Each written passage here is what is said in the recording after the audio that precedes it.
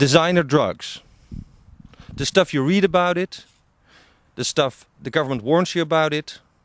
But there's a few people in the world who actually know that it's not that bad. One of them is Sasha Shulgin, who, after writing a book called Tihkal, now has finished a book called Tihkal, which says tryptamines. I have known and loved. Tryptamines I have known and loved. And Anne, come on, here's Anne is the co-author. Other author of it, my lady. Now, in very short words, what are tryptamines? Tryptamine is a nucleus of a chemical structure in which you add things on here or things over there or things down here. They can become stimulants, they can become depressants, they can become convulsants, they can become psychedelics. But and the stuff you have written about is psychedelics. Psychedelics, right. Now, tryptamines, and the one I happen to know is dimethyltryptamine, is the stuff that sits in magic mushrooms, ayahuasca. Actually, DMT, dimethyltryptamine, is in ayahuasca. It's one of the active components of ayahuasca. In the mushrooms, you have a 4-hydroxytryptamine. In the venom of frogs, you have a 5-methoxydimethyltryptamine. In many plants, you have cyclized tryptamines, such as called carbolines. And LSD is a tryptamine. It contains a tryptamine nucleus in it, too. So now, the word tryptamine, maybe it's not chemically, but it sounds like you trip on it. And that's what it does. That'd be an interesting play on words. No, because there are tryptamines that will cure hay fever and tryptamines that will kill weeds. So it's not all used as a drug in the common street sense? No. I would say a good section of organic chemistry is tryptamine chemistry. But a lot of that is of commercial interest in other ways entirely. Many of these things are materials that are used in the pharmaceutical industry for everything from athlete's foot to depression. Mm-hmm. But there are... It's a generic drug. A generic kind of name. It's a general term like flavonoids and like perhaps sugars or terpenes or such. The tryptamine is a chemical nucleus. Now, in your first book, you wrote about the designer drugs we know, MDMA, 2CB. Those are phenethylamines, and again, phenethylamine is a nucleus, a chemical nucleus, of which... But apart from the chemical stuff, you wrote about your experiences with it, how you found it out. In this book, you again describe your life traveling around the world, and some of the stories are quite interesting. You experienced something in Brazil that... Yes. I was reading it, and I thought, hey, is this politically... dangerous material. Yeah. But often the honest truth is politically dangerous. Well, all of that, it's a story about people wanting to have MDMA to do studies. This was before MDMA was illegal anywhere, so it shouldn't be sensitive at all.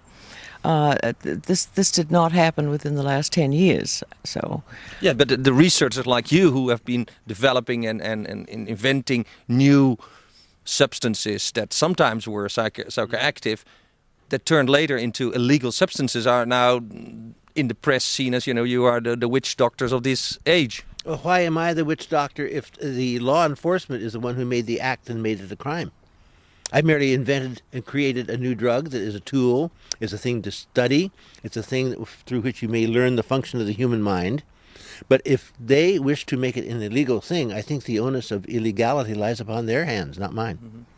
The reason they claim it should be illegal is because they say it's dangerous. It's dangerous for kids, it damages your brains and all these things. Now, you have experienced most all the substances you describe. Do you think it is dangerous? Of course it's dangerous. All things are dangerous. But then again, arsenic and strychnine are dangerous, but they're not illegal. Why is that? So it's not a matter of legality, it's a matter of fundamentalist paternalism. We don't think you should use these drugs, therefore we'll make them illegal. Oh, by the way, we'll call them dangerous. If certain drugs which affect the mind and consciousness are used with education and information so that you do not misuse them, it's exactly the same as aspirin.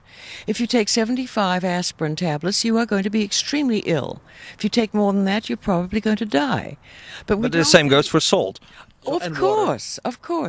I think our entire emphasis is on information, factual information, against propaganda, which is all the governments seem to be capable of giving.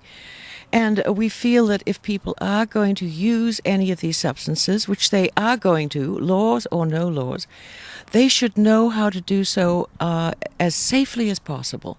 And that's what your book is all about, guiding people on their path to experiencing. Not even guiding people. That is almost a form of promotion. We're making information that is factual, is correct, available. And we're telling about our own experiences, which do not... our experiences do not necessarily mean that other people will experience the same things with the same drug. In fact, usually it doesn't mean that. But all we can tell is what we have experienced and learned. Mm-hmm. Because we live in our own skins and in our own heads.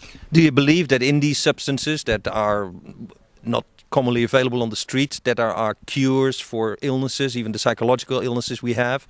There are definitely tools that can be used to find out what is going on up in the head. Mm-hmm. And as such, they could very well lead to the discovery of such tools. They themselves may not be the tool. They may not be the drug. But they definitely are a way of finding out where a drug can be found. They are truly research tools. But they also can be used as psychedelics. They also can be used as ways of interfering positively or negatively with the integrity of the mind. Okay, well, you hear it from the horse's mouth. One of the team that has worked on many of these substances. Tihkal was the first book. Now the book is called Tihkal. It's in the shops, and if you think about experiencing and experimenting with these substances, do read the book first. Isn't that? I agree. Exactly. I agree. Thank you. Yes. Thank you. Thank you. Good. And